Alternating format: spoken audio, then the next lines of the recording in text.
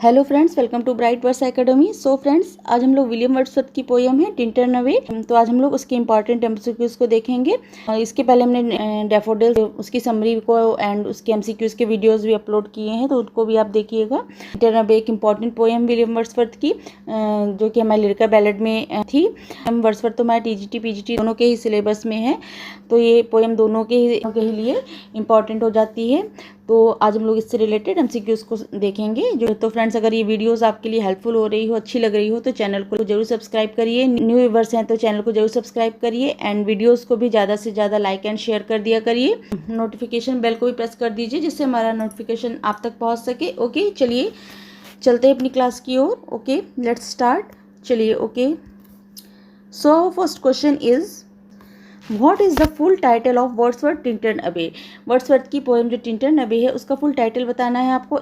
Stanzas written above Tintern Abbey, lines written a few miles above Tintern Abbey, recollection of Tintern Abbey, ode to Tintern Abbey. तो ये आपका यहाँ पर right answer हो जाएगा B. B is the right answer. Lines written a few miles above Tintern Abbey, ये इसका Tintern Abbey का फुल टाइटल है। ओके, जो कि हमारी वर्ड्सवर्थ की पोएम है। ओके, चलिए, तो हमारे यहाँ पर राइट आंसर क्या हो गया? B. Lines written a few miles above Tintern Abbey is the right answer. Okay, चलिए next. How many years does the poet say have passed since his last visit to Tintern Abbey. Tintern Abbey में वो कितने साल बाद दोबारा गए थे, आपको बताना है। A5, B10, C7, D3। यहाँ पे राइट ऑप्शन है, वो सेकेंड टाइम 5 ईयर्स के बाद गए थे। फर्स्ट टाइम वो 1793 में गए थे एंड सेकेंड टाइम वो 1798 में गए थे। फिर लास्ट में 1841 में फिर वो थर्ड टाइम गए थे। 1798 में वो उनकी 5 ईयर्स बाद वो दोबारा गए थे। तो यहाँ पर आपका 5 जो है करेक्ट आंसर हो जाएगा। ओके, यहाँ पर राइट आंसर ए हो जाएगा 5। ओके, चलिए next one is,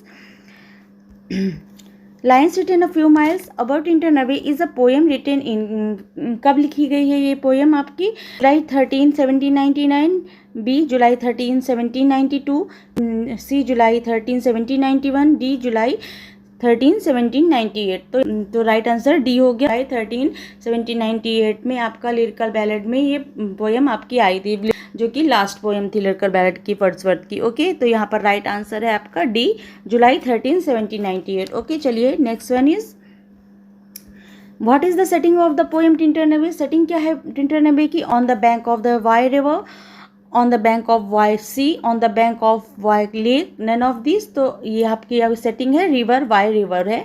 on the bank of the Wye river की सेटिंग है टिंटन अवे की। यहाँ पर राइट आंसर हो गया on the banks of the Wye river. Okay, चलिए next one is, what is the speaker of the poem reflecting on. Speaker के ऊपर पोएम का क्या रिफ्लेक्शन है बताना है। His old job, his past, his friend, his lover. तो वो 5 ईयर्स बाद गए हैं, तो वहाँ पर उनके पास्ट को वो मेमोराइज कर रहे हैं। तो यहाँ पर B is the right answer हो जाएगा। His past is reflecting to speaker in the poem. Okay, तो B is the right answer, his past. Okay, चलिए next one is, how does the speaker react to nature. Nature में जो speaker है वो कैसे react करते हैं? Options हैं, the speaker hates nature, the speaker loves it as a child but grows fearful of it as an adult, the speaker was in awe of it as a child but finds deeper meaning in it as an adult, the speaker is an awe of nature. तो यहाँ पर right answer है आपका सी। C is the right answer. The speaker was in awe on its child but finds deeper meaning in it as an adult. वो अपने 5 साल पहले गए थे, प्रकृति है बहुत ही आवफुल आसम लगी थी। वो जैसे बच्चे नहीं एक्साइटमेंट पे देखते हैं सब चीज़, नज़ारे वगैरह बहुत एक्साइटमेंट के साथ, जॉयफुल के साथ देखते हैं, but deeper meaning in it as an adult. जैसे वो एडल्ट में जब होके गए तो उनके वो एक प्रकृति के साथ एक डीपर मीनिंग से कनेक्ट होते हैं। तो यहाँ पर आपका right answer, the speaker was in awe of it as a child but finds deeper meaning in it as an adult. Okay, तो right answer C हो गया। चलिए next one is, how many stanzas does Tintern away have। Tintern Abbey में कितने stanzas हैं? तो यहाँ पर आपका राइट आंसर हो जाएगा B।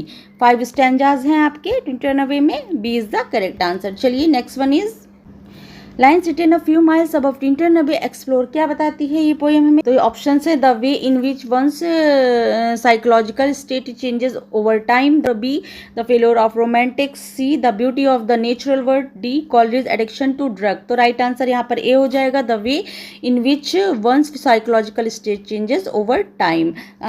क्या बताती है? नेचर के साथ रहते हैं तो जो हमारी साइकोलॉजिकल स्टेट है वो चेंज ओवर टाइम के साथ साथ चेंज होती रहती है। तो यहाँ पर राइट आंसर ए हो जाएगा। ओके, चलिए next is what role does Wordsworth assign to nature in the poem. जो वर्ड्सवर्थ नेचर में किस तरह का रोल देखते हैं बताना है आपको। A options, A harsh and uncontrollable force, a teacher healer and guide, a source of fear and danger, a fleeting and temporary pleasure. तो आपको पूरी पोएम में जो पोएट है वो नेचर को कई रोल्स में देख रहे हैं। राइट आंसर बी हो जाएगा, टीचर। वो एक प्रकृति हमारी एक टीचर के जैसे नेचर को बताया, एक हीलर के जैसे एंड एक गाइड के जैसे लास्ट में उन्होंने बताया है। तो यहाँ पर आपका राइट आंसर हो जाएगा B is the correct answer, a teacher healer and guide. Okay, so friends, I hope आपको ये क्वेश्चंस अच्छे लग रहे होंगे, समझ में आ रहे होंगे। अगर अच्छे लग रहे हो तो चैनल को लाइक, सब्सक्राइब एंड शेयर जरूर करिए। ओके, चलिए नेक्स्ट पे आते हैं। Okay, who accompanies Wordsworth during his visit to Tintern Abbey in the poem. Poem में जब वो विजिट करने जाते हैं तो उनके कंपेनियन कौन रहता है? His wife, his friend Samuel Taylor Coleridge, his sister Dorothy, he is alone. तो हमें पता है C is the right answer, his sister Dorothy उनके साथ में रहती है। फर्स्ट टाइम जब विजिट करने जाते हैं तब भी वो रहती है, सेकेंड टाइम में भी डोरेथी जो उनकी सिस्टर थी उनके साथ में रहती हैं। ओके, तो यहाँ पर C is the correct answer, his sister Dorothy. Okay, चलिए next one is what are the opening lines of the poem. Opening line बतानी है आपको पोएम की। ये भी एग्जाम से पूछ लेते हैं, ओपनिंग एंडिंग लाइन्स वगैरह भी पूछ लेते हैं एग्जाम से। तो ओपनिंग लाइन बताइए। चलिए आंसर पे आते हैं। ए इज द राइट आंसर। तो इसकी ओपनिंग लाइन है 5 years have passed 5 summers with the length. 5 वर्ष बीत चुके हैं एंड 5 summers बीत चुके हैं with the length of winters. और 5 लंबी आपकी सर्दियां बीत गई। जब 5 साल बीत जाएंगे तो समर और विंटर आते हैं 5 साल में, तो वो भी आपके बीत गए बता रहे हैं। तो ये लाइन जो पोएम है आपकी इसी से स्टार्ट होती है, 5 years have passed 5 summers with the length of winters. Okay, तो यहाँ पर राइट आंसर ए हो जाएगा। चलिए, okay, A is the correct answer. चलिए next one is how does Wordsworth address time in the poem. Wordsworth जो है time को कैसे एड्रेस कर रहे हैं पोएम में बताना है आपको। Time is portrayed as an enemy, time strengthens his connection with nature through memory, time erases all emotional bonds with nature, time causes nature to lose its beauty. तो यहाँ का आंसर है B, time strengthens his connection with nature through memory. Memory के थ्रू साथ जो उसका connection है नेचर का वो समय के साथ साथ बहुत स्ट्रांग होता जाता है। मेमोरी के थ्रू वो जैसे जैसे समय बीतता है तो वैसे वैसे जो स्ट्रेंथ है कनेक्शन है नेचर के साथ वो टाइम के साथ साथ और ज़्यादा डीप होता जाता है। इस तरह करके टाइम को डिफाइन करें। जैसे जैसे टाइम बीतता जाता है वैसे वैसे आपका कनेक्शन जो है बहुत ज़्यादा जो हमारी मेमोरी है वो बहुत ज़्यादा डीप कनेक्टेड होती है नेचर के साथ में। तो यहाँ पर राइट आंसर आपका आंसर बी हो गया, the strengths his connection with nature through memory. Okay, चलिए नेक्स्ट वन इज टिंटन अबे is composed in blank words unrhymed lines in. Tintern अबे जो है आपकी ब्लैंक वर्ड्स में है, अनराइम्ड लाइन्स इन किस में है, किस मीटर में है?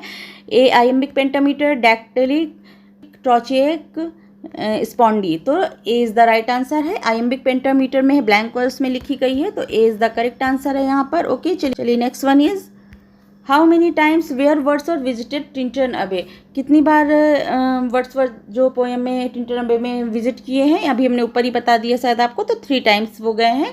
ये जो आपको 17 पहली टाइम वो गए थे 1793 में है, 1798 में, फिर लास्ट वो 1841 में गए हैं। तो यहाँ पर 1798 की बात कर रहे हैं, तो यहाँ पर वो 3 times ऑल टोटल गए हुए हैं वर्ड्सवर्थ टिंटन अबे। ओके, तो यहाँ पर राइट आंसर 3 times हो जाएगा। Okay, What literary movements does Tintern अबे belongs to? कौन सा लिटरेरी मूवमेंट्स है जो टिंटन अबे जिससे बिलोंग करती है? गॉथिक लिटरेचर, बी रोमांटिसिज्म, सी मॉडर्निज्म, डी रियलिज्म। तो हमें पता है वर्ड्सवर्थ की लिरिकल बैलेट के साथ रोमांटिक एरा की स्टार्ट होती है, जिसमें आपकी टिंटन अबे पोएम है, आपकी लास्ट पोएम है। तो यहाँ पर romanticism is the right answer, B is the correct answer. चलिए ये next one is Which phrase reflects Wordsworth belief in connection between nature and the human soul? कौन सा फ्रेज है जो वर्ड्सवर्थ बताते हैं कि in the connection between human soul और नेचर के बीच में कनेक्शन उसके बीच में दिखाता है? कौन सा फ्रेज आपका? A the fever of the world, B a motion and a spirit that impels all thinking things, C the din of towns and cities, D the sounding cataract। तो यहाँ पर राइट आंसर है आपका B, a motion and a spirit that impels all things। जो phrase है ये आपको human nature और ह्यूमन सोल के बीच में कनेक्शन बताता है। This phrase suggest that nature is not merely a backdrop but a source of inspiration and even a driving force for human thought and emotions. तो वो ह्यूमन थॉट और emotions को nature के साथ कनेक्ट करते हैं। तो इस तरह आपका फ्रेज है पोएम में वर्ड्सवर्थ आपको नेचर एंड ह्यूमन सोल के बीच में कनेक्ट कराती है। ओके, यहाँ पर B is the correct answer हो गया। ओके, चलिए next one is What does Wordsworth believe nature provides during moments of sorrow? Nature sorrow के समय होता है, उस समय क्या हमें प्रोवाइड करके देती है? A forgetfulness, B consolation and healing, C distraction, D escape from reality. तो यहाँ पर राइट आंसर है बी, कंसोलेशन एंड हीलिंग। जब हम अगर सॉरोफुल होते हैं या फिर दुखी होते हैं तो कभी नेचर के उसमें बैठते हैं, जाकर नेचर के पास जाते हैं तो हमें काफ़ी शांति मिलती है, हीलिंग एक होती है माइंड की, कंसोलेशन मिलता है नेचर से। नेचर में जाकर बहुत अच्छा लगता है जब हमें कभी दुखी हुए। तो यहाँ पर आप सॉरोफुल होते हैं, उस मोमेंट में आपको नेचर क्या देती है? Consolation and healing. ओके, तो यहाँ पर B is the correct answer है। चलिए next one is in the poem Wordsworth express hope that his sister will. Poem में वर्ड्सवर्थ होप करते हैं कि उनकी सिस्टर भी क्या करेंगी? Experience the same joy and comfort in nature as he does, remember their visit to for years to come, really to nature as her only source of happiness, return to Tintin Abbey without him। तो यहाँ पर A is the correct answer है कि वो भी experience करेंगी, वो भी इंजॉय करेंगी, जॉय महसूस करूँगी, कंफर्ट रहेंगी नेचर में, जैसे कि वो वर्ड्सवर्थ महसूस करते हैं वैसे वो भी एक्सपीरियंस करेंगी, वो उनको भी अच्छा लगेगा, फील करेंगी। A is the correct answer, experience the same joy and comfort in nature as he does. Okay, चलिए next what is the tone of Tintern Abbey? Tintern Abbey की टोन क्या है? Nostalgic and reflective, melancholy and sorrowful, critical and harsh, joyful and celebratory. तो यहाँ पर right answer हो जाएगा A, nostalgic and reflective. Poem में क्या बता रहे हैं? इसमें वर्ड्सवर्थ अपनी पिछली लास्ट टाइम वो गए थे टिंटन अबे, उसको याद कर रहे हैं, जो जैसे वो यंग एज में प्रकृति के साथ अपने अनुभवों को और के बारे में गहन चिंतन करते हैं। समय के साथ प्रकृति के साथ उनका रिश्ता किस प्रकार विकसित हुआ है, क्या प्रकृति को किस नज़रिया से देखा था, और अब वो गए हैं तो अब जबकि वो एडल्ट हो चुके हैं, मैच्योर हो चुके हैं, तब वो कैसे उत्साह से गहन डीपली उस नेचर से कनेक्ट कर पा रहे हैं। तो इस तरह एक इसकी टोन क्या हमें दिखाई देती है? एक रिफ्लेक्टिव एंड नॉस्टैल्जिक टोन हमें समझ में आती है। ओके, तो यहाँ पर राइट आंसर हो गया नॉस्टैल्जिक एंड रिफ्लेक्टिव। ओके, चलिए next one is how does Wordsworth view of nature change over time as expressed in the poem?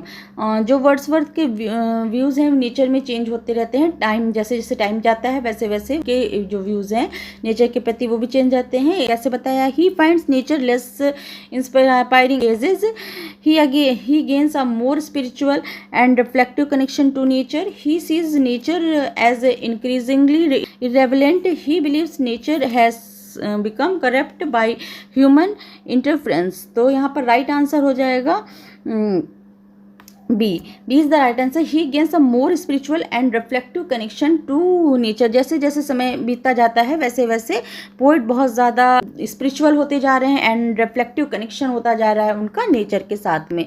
तो यहाँ पर राइट आंसर बी हो जाएगा। ओके, समय के साथ साथ बहुत ज़्यादा वो आध्यात्मिक होते जा रहे हैं और नेचर को बहुत ही गहराई से समझ रहे हैं। B is the right answer हो जाएगा। Okay, next one what does Wordsworth mean by the still sad music of humanity? Very important line है ये, पूछ ली जाती है एग्जाम में। तो इसका मीन्स क्या है वर्ड्सवर्थ का जो पोएम उन्होंने यूज़ की है। The quite beauty of human achievement, hardship and sorrow of human life, the rhythm of life, constant changes, the sound of nature blending with human activity. तो यहाँ पर राइट आंसर हो जाएगा आपका, आंसर हो जाएगा B, the hardship and sorrows of human life. जो hardship है और सॉरो हैं ह्यूमन लाइफ के, उसमें the still sad music of humanity. जब हम नेचर के करीब जाते हैं, भी हमने ऊपर बताया, तो सॉरो है, दुख है, वो भी दुखी है, या हार्डशिप जो लाइफ की हमारी हार्डशिप होती है, तो नेचर के साथ कनेक्टिविटी जोड़ने के साथ उसमें हमें अलग ही पीस मिलती है, हम अलग स्पिरिचुअलिटी हमारे अंदर आती है। तो इसका मतलब है कि स्टिल है सैड म्यूजिक ऑफ ह्यूमैनिटी, जो नेचर के करीब जाने से जो हमारे hardship and sorrow of human life है वो काफ़ी दूर हो जाते हैं और नेचर के करीब जाते हैं। तो यहाँ पर आपका B is the correct answer, the hardship and sorrow of human life. Okay, तो फ्रेंड्स अच्छा लग रहा हो तो लाइक सब्सक्राइब जरूर करिएगा। ओके, चलिए next, why does Wordsworth feel comforted when thinking to Tintern Abbey. Wordsworth comfort होते हैं जब वो सोचते हैं टिंटन अबे के विषय में, तो कैसे क्यों कंफर्ट हो जाते हैं। It reminds him of his childhood home, it symbolise peace and continuity in his life, it inspires him to create art, it distracts him from daily struggles. तो यहाँ पर राइट आंसर आपका हो जाएगा B, it symbolise peace and continuity in his life. तो जब वो nature में के विषय में सोचते हैं तो वो काफ़ी पीसफुल महसूस करते हैं एंड अपनी लाइफ की निरंतरता के साथ बनी रहती है एंड पीसफुल एंड स्पिरिचुअलिटी महसूस करते हैं। तो वो काफ़ी जब सोचते हैं तो काफ़ी ही peaceful and continuity in his life उनकी लाइफ में होती है। तो B is the right answer हो गया यहाँ पर। चलिए next, which of the following best represents Wordsworth philosophy in the poem. इसमें बेस्ट फिलोसफी क्या है दिखाई गई है वर्ड्सवर्थ की पोएम में।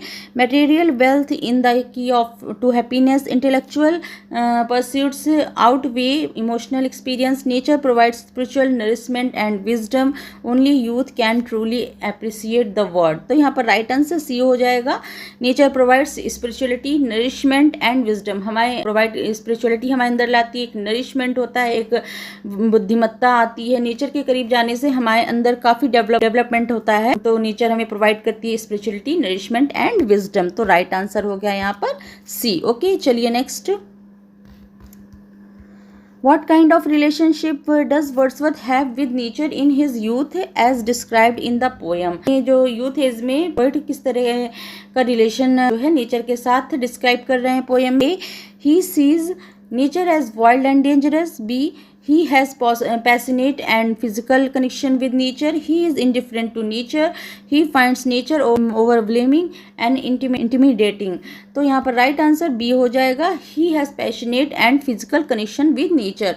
वो काफ़ी पैशनेट थे, मतलब एक्साइटेड थे, पैशनेट थे नेचर को लेकर कि and physical connection with nature. और जो भी उनका जो ऊपरी ही कनेक्शन होता था, फिजिकली कनेक्शन बना था जब यूथ एज में होते थे। सब चीज़ जहाँ भी कोई चीज़ दिखती तो हम बहुत ही उसको एक्साइटमेंट के साथ देखेंगे, उतना डीप में नहीं जाते हैं जितना कि हम जैसे जैसे मैच्योर होते जाते हैं वैसे वैसे आती है। तो वैसे ही पोएट भी बता रहे हैं कि जब वो यंग एज में आए थे तो वो काफ़ी पैशनेट एंड फिजिकल कनेक्शन था उनका नेचर के साथ में, बट जब वो दोबारा आए तो ऐसा नहीं था, वो और डीप में नेचर के साथ कनेक्ट हो पाए। B is the right answer. Okay, चलिए next, how does Wordsworth describe his current experience of nature in comparison to his youth.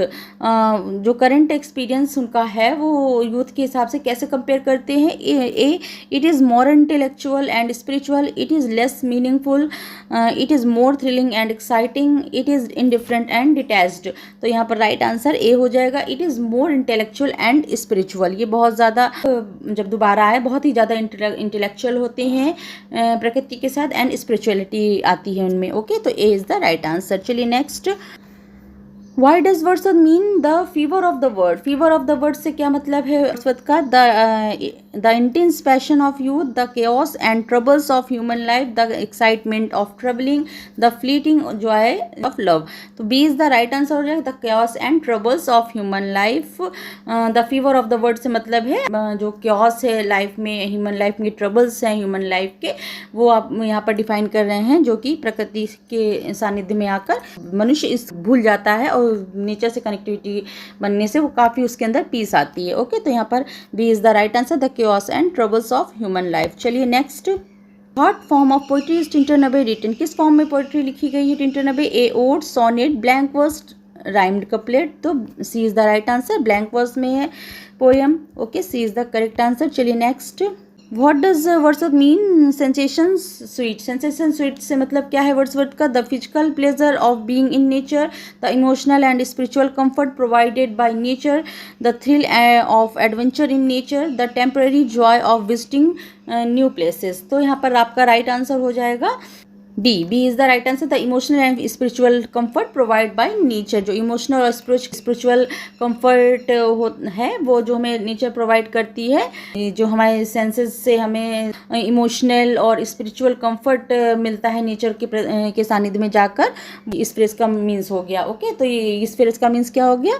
B, the emotional and spiritual comfort provided by nature is the correct answer. चलिए next one is, which of the following is not theme in Tintern Abbey, कौन सी है जो poem Tkinter नबे की theme नहीं है? The passage of time, the power of memory, the destructiveness and industrialisation, the spiritual connection with nature. तो आपका Passage of time भी में मिलता है, द पावर ऑफ मेमोरी भी मिलता है and the spiritual connection with nature. ये सब चीज़ें हमें पोएम में आपको देखने को मिलती है, और ये आपका जो थीम नहीं है कहेंगे the destructiveness and industrialisation is the right answer. तो यहाँ पर C is the correct answer हो गया। ओके, चलिए next one is, what does wordsworth mean? The mighty word of eye and ear। जो mighty word of eye and ear, इसका means बताना है। A, the physical sense of experiences of nature, the industrial advancement of the time, the distractions of human society, D, the imaginative power of the human mind। तो यहाँ पर आपका right answer हो जाएगा A is the right answer, the physical senses experiences of nature. जो physical sense है और experience है नेचर के प्रति, वो आई और ईयर से जैसे हम लोग देखते हैं, जो फिजिकल सेंस से हम महसूस करते हैं चीज़ें, जो हमारे सेंसेस महसूस करते हैं है the physical senses and experience of nature.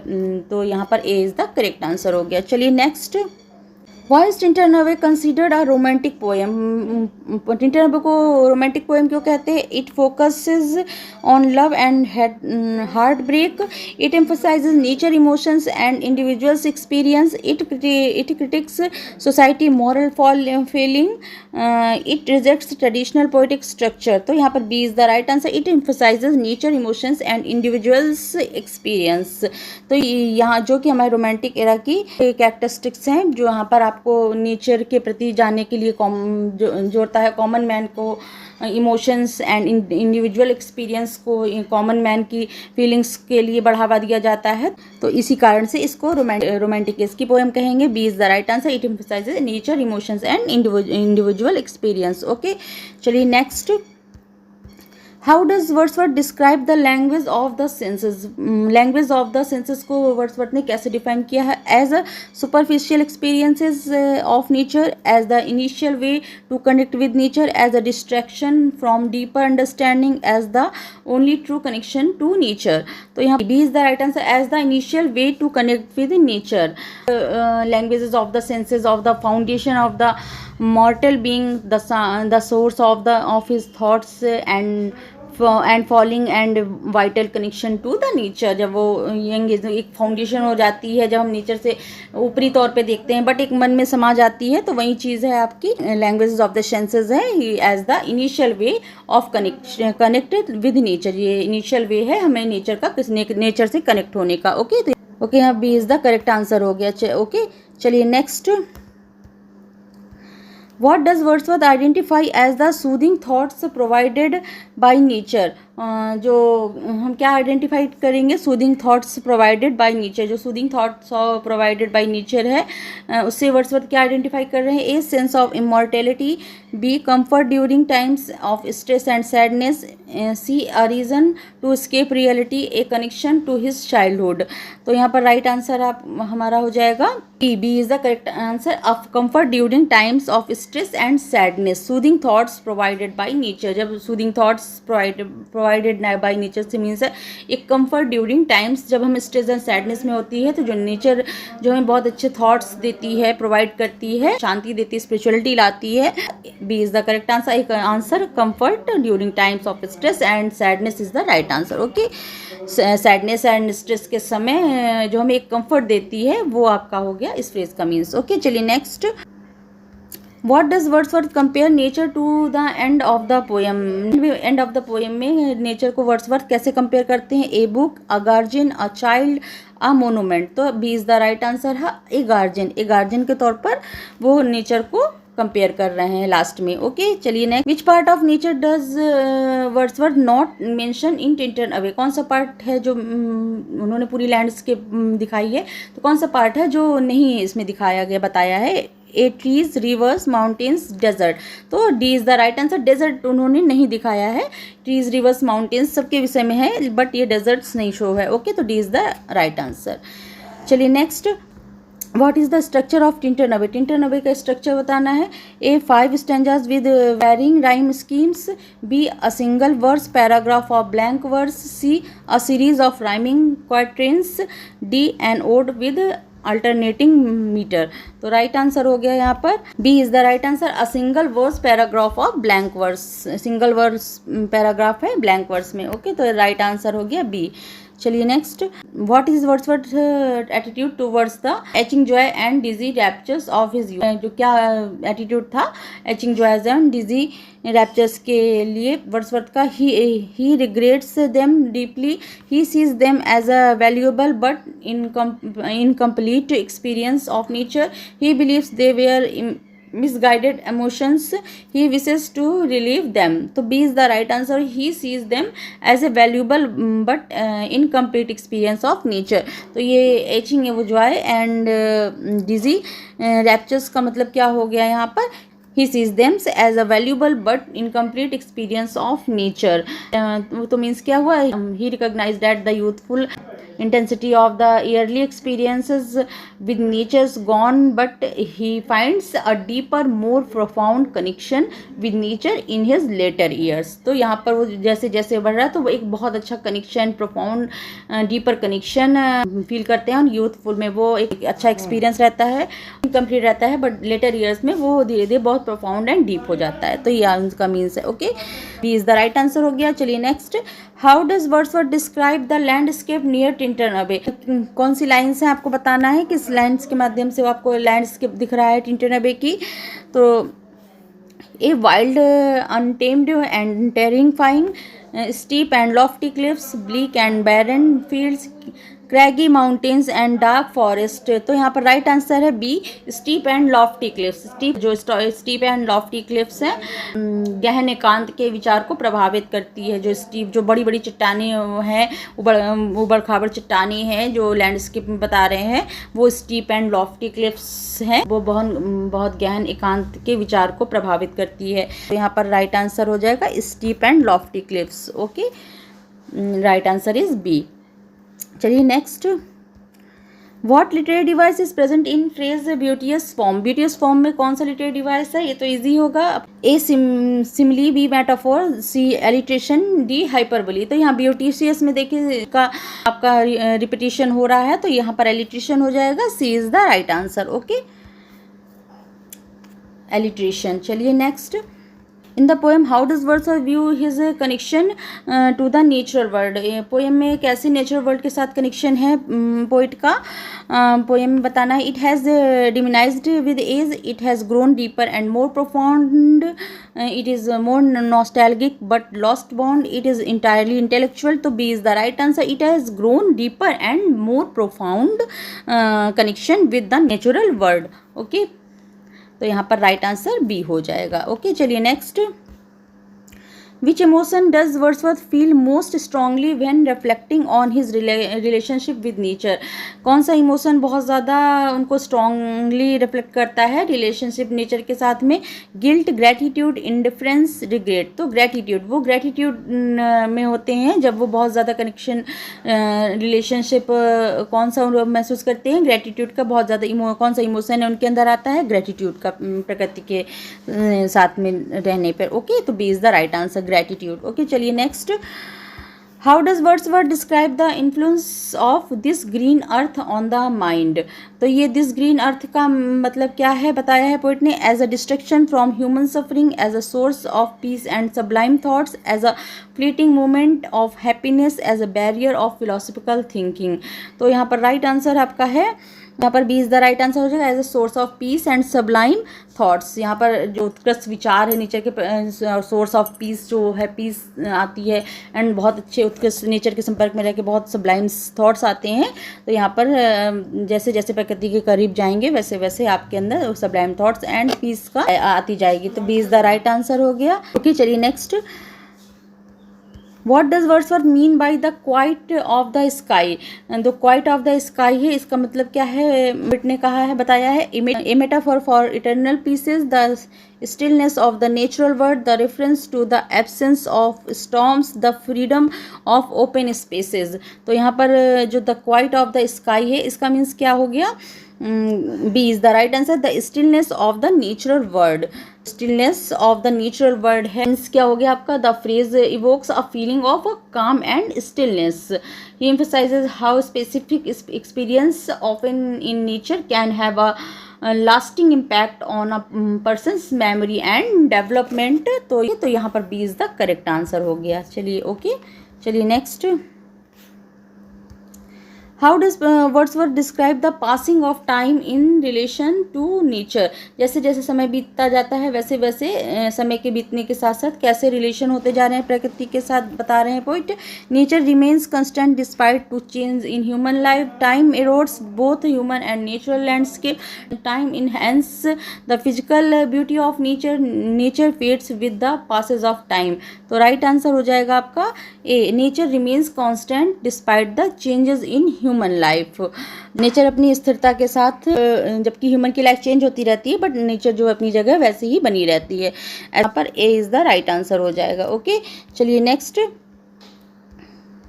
What does Wordsworth believe nature teaches about human suffering? Human के सफरिंग में नेचर कैसे टीच करती है पोइट बता रहे हैं। A, it intensifies human suffering, it provides solace and strength the soul, it erases the memory of suffering, it diminishes its significance entirely. तो यहाँ पर B is the right answer. It provide solace and strength the soul, ये जो है soul को एक शांति देती है and strength the soul, soul human की सफरिंग्स में उसको स्ट्रॉन्ग करती है, स्ट्रेंथ देती है, शक्ति देती है। तो ये B is the right answer हो गया। It provide solace and strength in the soul in his sufferings, human sufferings. Okay, तो नेक्स्ट है। How does the poem end, poem का एंड कैसे होता है। With lament for lost youth, with Wordsworth gratitude and hope for Dorothy, with the detailed description of Tintin Abbey itself, with critique and industrialization। तो right answer B हो जाएगा। with Wordsworth gratitude and hope for Dorothy, वो डोरेथी के hope के साथ कि डोरेथी भी जो इंजॉय वो महसूस कर रहे हैं वो भी करेगी, एंड वर्ड्सवर्थ के ग्रेटिट्यूड के साथ इस पोएम का एंड होता है। ओके, तो with the Wordsworth gratitude and hope for Dorothy, B is the right answer. चलिए next. How does Wordsworth describe the impact of nature on his mind. Wordsworth के माइंड में कैसे इम्पैक्ट करता है नेचर का। It clouds his judgment, it elevates and nurtures his thought, it forces him to confront reality, it creates fear and awe. तो B is the right answer. It elevates and nurtures his thoughts, ये काफ़ी elevate करती है and जो thoughts है उसको बहुत ज़्यादा नर्चर करती है। प्रकृति के करीब जाकर रहने में ही कैसे ही एक अलग ही आनंद रहता है, एक अलग ही इंजॉय करते हैं, अलग ही शांति मिलती है। तो वहीं इस पोएम में पूरे पोइट ने डिस्क्राइब किया है कि प्रकृति के करीब मनुष्य को जाना चाहिए, जो कि अपनी भीड़ भाड़ भरी दुनिया में, बोझिल दुनिया में बहुत ज़्यादा फंसता चला जा रहा है। तो प्रकृति के करीब आकर उसको अपनी लाइफ को थोड़ा ईजी करना चाहिए। तो इस तरह पोइट ने बताया है। तो यहाँ पर राइट आंसर बी हो जाएगा। It elevates and nurtures his thoughts. Okay, next. What does Wordsworth mean by the burden of the mystery. Burden of the mystery से क्या मतलब है पोइट का। The responsibilities of adulthood, the unknown aspects of life and existence, the complexity of nature, the historical significance of Tintern अबे।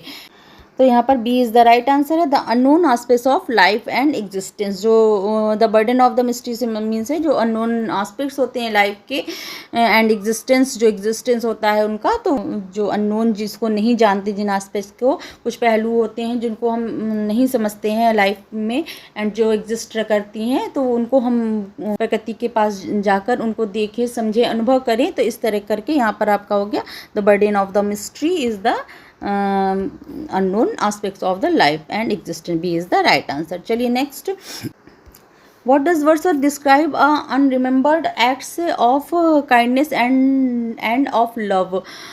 जो unremembered acts of kindness and of love से क्या describe कर रहे हैं इसमें poet? The action inspired by the spiritual influences of nature, the deeds of past visitors to Tintern Abbey, the kindness shows on strangers during his travels, the charitable works performed in urban areas. तो right answer A हो जाएगा, the action inspired by the spiritual influence of nature.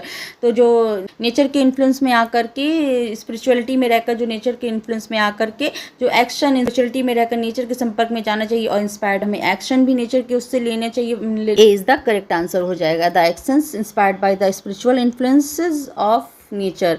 Next, what does Wordsworth suggest is the greatest gift of nature? Greatest gift क्या है nature का? Wordsworth ने suggest किया है it physical beauty, it ability to inspire artistic creation, it power to uplift the soul and bring peace, its variety of colours and forms. C is the right answer, its power to uplift the soul and bring peace. अपनी soul को ऊपर उठाना और शांति का अनुभव करना, शांति लाना, तो ये नेचर का जो बहुत बड़ा गिफ्ट है कि हम जैसे जैसे नेचर के करीब जाएंगे वैसे वैसे हमारे जो विचार हैं, हमारे डेवलपमेंट है, ग्रोथ है, बहुत अच्छी होगी। Power of uplift the soul, हमारी सोल भी अपलिफ्ट होगी, एंड ब्रिंग पीस, पीस भी आएगी। तो ये क्या है, नेचर के बहुत करीब रहना चाहिए। मनुष्य आज के जीवन में इतना उलझा हुआ है, खाली मेटेरियलिस्टिक लाइफ के पीछे भाग रहा है, तो वो पोइट कहते हैं मेटेरियलिस्टिक की लाइफ से थोड़ा नेचर की ओर लेकर आते हैं, जिससे कि आदमी को अपनी पीस एंड अपलिफ्ट सोल कर पाए। तो ये आपका यहाँ पर C is the right answer हो गया, its power to uplift the soul and bring peace. Okay next, What does Wordsworth repeated use of nature in the poem emphasizes? जो repeated word है nature, उसका क्या बताया है, मीन्स emphasize किया है किस तरीके से? The dominance of the natural world over human life, the unity and spiritual power of the natural world, the unpredictability of natural forces, the superficial beauty of nature. तो B is the right answer है, the unity and spiritual power of the natural world. nature word जो उन्होंने use किया है poem में कई जगह, तो जो एक यूनाइटी है पूरी प्रकृति में, और इसकी स्पिरिचुअल पावर है ऑफ द नेचुरल वर्ल्ड, जो नेचुरल वर्ल्ड है, में इसमें एक यूनाइटी और स्पिरिचुअल पावर हमें मिलता है, दिखता है। तो यहाँ पर B is the right answer हो जाएगा, the unity and spiritual power of the natural world. How does Wordsworth contrast the urban world with nature in Tintern अबे? अर्बन वर्ल्ड को कैसे कंट्रास्ट कर रहे हैं टिंटन अबे नेचर से Wordsworth? he claims both are equally significant. He criticizes the urban world as chaotic and overwhelming. He views urban life as an enchantment of nature. He ignores urban influences entirely. तो right answer B हो जाएगा, he criticizes the urban world as chaotic and overwhelming. तो urban world जो शहरी जीवन है वो बहुत ज़्यादा क्योटिक एंड ओवरवेलिंग, बोझिल हो गया है, तो उससे हटकर हमें प्रकृति की ओर आना चाहिए। तो इस तरह करके उन्होंने अर्बन वर्ल्ड को डिफाइन किया ही। B is the right answer, he criticises the urban world as chaotic and overwhelming. Okay next, What is the relationship between Wordsworth past, present and future as explored in the poem? Wordsworth जो है past, present और future को कैसे poem में explore कर रहे हैं बताते हैं। A, they are disconnected and unrelated. B, the past influences his present understanding, which he hopes will guide the future. C, the past and future, the irrelevant to the present, D the future is independent to the past. तो right answer B हो जाएगा, the past influences his present understanding which he hopes will guide the future. जो उनका past है, जो past का influence है वो प्रेजेंट को अंडरस्टैंड करने में लगता है, जो कि which is hopes will guide the future, जो कि फ्यूचर को गाइड करता है। जो उनका पास्ट का इन्फ्लुएंस है, पास्ट का जो प्रभाव है वो आपके प्रेजेंट को अंडरस्टैंड करता है, अंडरस्टैंडिंग करता है, एंड विच ही होप्स, जिसके वो होप करते हैं, आशा करते हैं कि विल गाइड द फ्यूचर, जो कि फ्यूचर को गाइड करेगा। ओके, तो यहाँ पर आपका राइट आंसर हो गया B, the past influences his present understanding which he hopes will guide the future. Okay, तो यहाँ पर राइट आंसर बी हो गया। ओके, तो फ्रेंड्स ये आपके कुछ 50 के ऊपर 53 क्वेश्चंस हो गए हैं। आई होप आपको समझ में आई हुई होगी। इन MCQs के साथ भी आपको पोएम काफ़ी डिफाइन हो जाएगी, तो आप इन क्वेश्चंस को बहुत अच्छे से समझिएगा, तो अच्छे से आपको पोएम भी क्लियर हो जाएगी। कैसा लगा हमें ज़रूर बताइएगा, फीडबैक जरूर दीजिएगा। अच्छा लगा हो तो चैनल को लाइक, सब्सक्राइब एंड शेयर भी जरूर कर दीजिए। कोई भी क्वेरीज हो तो आप कमेंट सेक्शन में पूछ सकते हैं। चलिए फ्रेंड्स, फिर मिलते हैं न्यू क्लास में न्यू टॉपिक के साथ। Okay, thank you, thanks for watching, thank you.